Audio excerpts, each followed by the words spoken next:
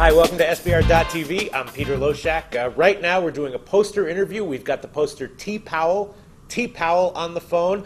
He claims to be very, very good at college basketball, and we think we're going to give him a weekly show for the rest of the college basketball season. TPowell, are you there? Can you hear me? Oh, yes, I am here. Peter, how are you today?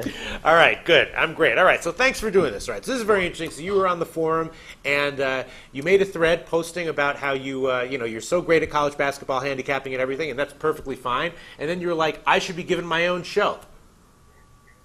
Yes, I was. I've watched quite a bit of SBR, and I really think I could help a lot of the posters out here. Yeah, I mean, so how do you do it? What's your approach? You have a model? What do you use? It's a pretty simple power rating, but at the start of the year, you profile, every team or the line games. You usually pick out 10 conferences or so, and you profile every team, and you give them a specific number. And for, I believe, all the teams I have lined, or the lowest I have is Marist, which is around a 56.5, and then Duke around a 95. And you just play off of it. It's really simple, but. And you created this all yourself? You made it yourself, or did you borrow it from somewhere? It sounds a lot like Sagarin and all the other places. Yes, you do. What I like to do is I like to use the end of the year Sagarin model, and then before the season starts, do all of your numbers and update it from there and let it play out. That's kind of my way I like to do things. Right. So this is an approach that you just came up with by yourself. No, it's very, very unoriginal, actually. Okay. It's just I found to be very effective. I believe Mr. Alan Boston uses a similar, idea about. And so, do you bet with this model blindly, or do you use any other factors, any other handicapping factors or approaches? You have to pay really close attention to how teams are running lately, recent performances, injuries. This time of the year, injuries are pretty much the big key to it. But, so you do factor that stuff in.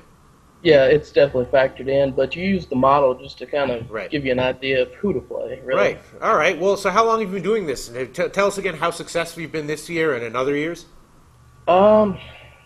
I'm 20. I've been doing this for about 5 years now, and I've hit above 60% the last 3 years. And I believe, let me get the current figures for this year. We have 71 and 45, 61.21% up for just a little over 20.5 units. You can definitely have that kind of success in college basketball, and you say you've been doing this for 5 years, huh? Yeah, it's turned in from a hobby into almost a full-time profession this time of year. Really? You get up, and it's pretty much all you do most of the day. So you're only 20 years old, so you're betting a lot of your income on these games? Yes, quite a bit more than I would like to right now, but it's worked out. So Right. All right. So about how many games do you bet a week, would you say? Usually on a decent weeknight, you'll get 5 to 6. So you'd say probably it's a good 50, a solid 50 a week at least. 50 a week. All right. So if we do this show, can you review sort of the general trends that you bet on last week, and will you be able to talk about what's coming up for the next week? I mean, do you sort of see that? Do you find that certain teams are under or overvalued in short spans, and that you see the same kind of bet over and over again? Right.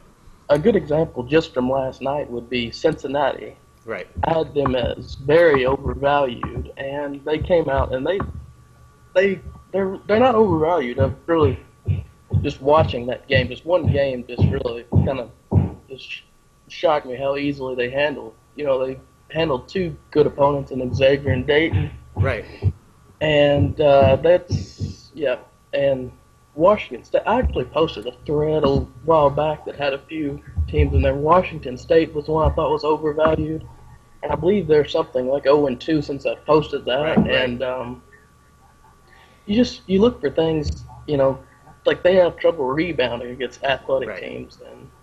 So I could see this being very valuable because I know in college basketball a lot of times that does happen. Like a team will become under or overvalued either on the spread or the total, and it'll take the market, a couple of weeks to catch up. And a lot of times those kinds of bets, you'll see with one team, you'll see the same kind of bet having value over and over again for like 5 or 6 games until the market finally catches up. I definitely think that I'm sold. I think that the posters will like this idea. And what we'll do is we'll have you as like the regular expert, and then if anyone wants to come on and like kiss your ass or challenge you or disagree with you or fight with you, they're welcome to come on. There'll be I think we can have 2, so we'll have 2 open slots every week, and if no one wants to join, it'll just be you and me talking about what you like for the upcoming week, and if some other posters want to join in, they can. Does that sound good to you?